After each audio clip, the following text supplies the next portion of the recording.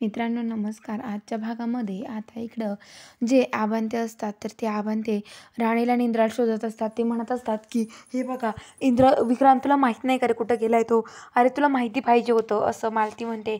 अरे तुझ्यासोबत कोणत्या क्लायंटसोबत मीटिंग होती हे तर तुला माहिती होतं ना, मग तू त्या क्लायंटला विचारायचं ना इंद्र तिथे आला की नाही आला. अरे इंद्र कुठं गेला असेल, इंद्र अजून येत नाही आहे घरी. अरे इंद्राचा काही पत्ता नाही आहे, इंद्र कुठं गायब असेल. अरे शोध त्याला, इंद्रा कुठं गेलाय माझा. अरे माझा इंद्र मला घरी पाहिजे आहे असं म्हणते. तर आता लगेच ती म्हणते की बापरे आता काय करायचं, आपण कुठं शोधायचं इंद्राला. तर आता लगेच ती जे आबा असतात ते म्हणतात की ते दुकानातून पण ते दोघं तिथे कोंडल्या गेले नसेल ना, तर ते दोघं तिथेच कोंडल्या गेले असतील असं म्हणते. आणि आता आबा ते तिकडे यायला निघतात. तर आता दुकानाचा मालक तिथे येतो आणि मालक आल्यावरती आता मालती त्यांना म्हणते की लवकर दरवाजा उघडा, मला माझ्या मुलाला बघायचं आहे आतमध्ये आहे की नाही, उघडा लवकर आत शटर तुमचं. तर आता तो माणूस शटर उघडतो आणि शटर उघडल्यावरती बघतो तर तिथे राणी आणि इंद्र एकमेकाच्या अंगावर साडी टाकलेली असते आणि दोघे पण सुम झोपलेले असतात. तर मालती ते पळत येते आणि म्हणते की इंद्रा काय चाललं हे, अरे तू राणीजवळ का झोपला, अरे उठ. तर आता लगेच त्यांना उठवते आणि ते दोघं उठून बसतात. नंतर तुम्ही इथे, तर ते म्हणतात की हो. अरे तुम्ही रात्रभर इथे थांबले, आम्हाला कळवायचं ना.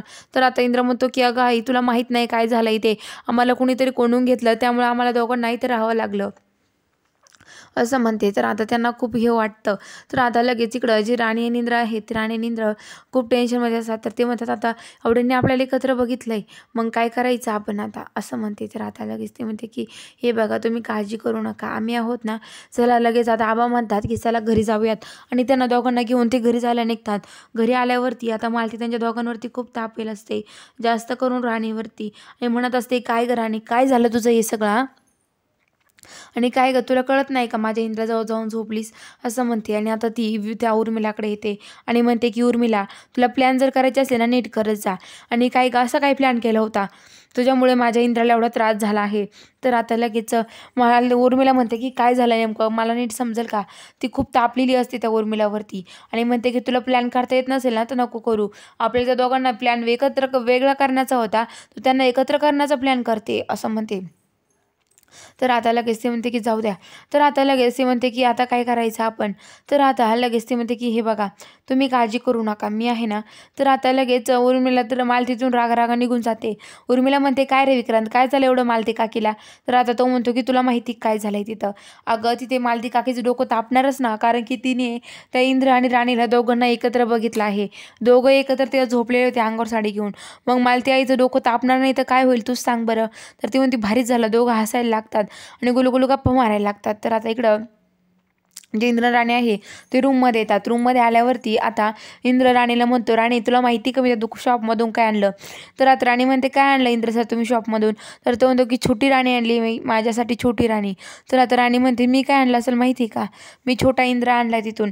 तर ती म्हणते की बापरे आपण दोघांनी पण तिथून घेऊन आलोय, पण कोणाला कळलं नाही ना म्हणजे बरं होईल. तर ते म्हणते की हो ना मग. तर राणी म्हणते माझा छोटा इंद्र किती गोड आहे ना. तर इंद्र पण म्हणतो माझं छोटी राणी किती गोड आहे. तेवढं ते मालती येते म्हणते दरवाजा उघड इंद्र चल बाहेर जेवायला. तर आता इंद्र म्हणतो मालती राणी मी जातो ये तू पण खाली, आणि इंद्र तिथून जातो. तर आता राणी पण म्हणते की माझा इंद्र खरंच खूप छान आहे गोड आहे असं म्हणते. आणि आता खाली येते.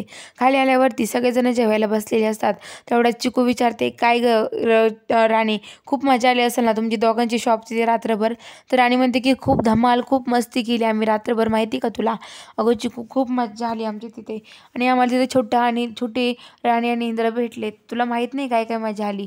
तर आता चिकू म्हणते पण तू तिथे कसं काय कोंडल्या गेली गं. अगं चिकूला सांगते अगं चिकू तुला माहीत नाही तिथं मी आतमध्ये चेंजिंग रूममध्ये गेले आणि कुणीतरी दरवाजा लावून घेतला, त्यामुळं मी आतमध्येच कोंडल्या गेले आणि आतमध्ये कोंडल्यामुळे तिथं मला बाहेर येता येत नव्हतं, खूप अंधार झाला होता. मग तिथे इंद्र सर आले आणि त्यांनी मला बाहेर आणलं, नाहीतर मी तिथेच कोंडले असते माहिती का असं सांगत असते. तर आता लगेच ते इंद्र म्हणतो की हो राणी खरंच माझ्यामुळे इथं बाहेर आली नाही तर खूप अवघड झालं असतं. सगळेजण राणीचं कौतुक करतात पण आता मालतीला खूप त्रास होतो. ती म्हणते की बास झालं असतं तुमचं कौतुक ना, बास झालं आता, बास जेवण करून घ्या असं म्हणते. आणि आता ती रूममध्ये जाते. इकडं चिकू पण राणी पण रूममध्ये येते. राणी रूममध्ये आल्यावरती ती कपाट वगैरे आवडत असते आणि एकटीच हसत असते. ते चिकू येते. चिकू म्हणते काय गं काय करते राणी, आणि राणी काय गं अजून काय धमाल झाली मला सांग ना गं, तू खूप लाजते गं तू. तर चिकू तिला ती विचारते काय गं चिकू तुला हे सगळं कळतं म्हणल्यावर तू कोणाच्या प्रेमात नाही पडली ना. तर चिकू म्हणते माझं जाऊ दे तुमचं सांगा काय झालं ते. असं म्हणते. तर आता लगेच इकडं चिकू म्हणते की सांगणार आहे का तू? तर आता ती म्हणते की सांगते बरं ठीक आहे असं म्हणते. आता इकडं लगेच जी राणी आहे ती राणी खूप टेन्शनमध्ये असते. तर राणीला खूप आनंद झालेला असतो कारण तिला छोटा इंद्र तिथे भेटलेला असतो. तर आता इकडं जे मालती रत्ना काकीन ते आहे म्हणजे ही आहे उर्मिला आणि विक्रांत ते दोघं जण वेगळाच प्लॅन करतात. तेवढं ती मालती येऊन ऐकते. ती म्हणते की तुमच्या दोघांचं चांगलं भारी चाललंय, माझ्या पोराला इथं तुम्ही कोंडलं होतं ना, तुम्हाला सोडणार नाही असं बोलते. बघूया आता पुढील भागात काय घडतं. बघायला चॅनलला सबस्क्राईब करा.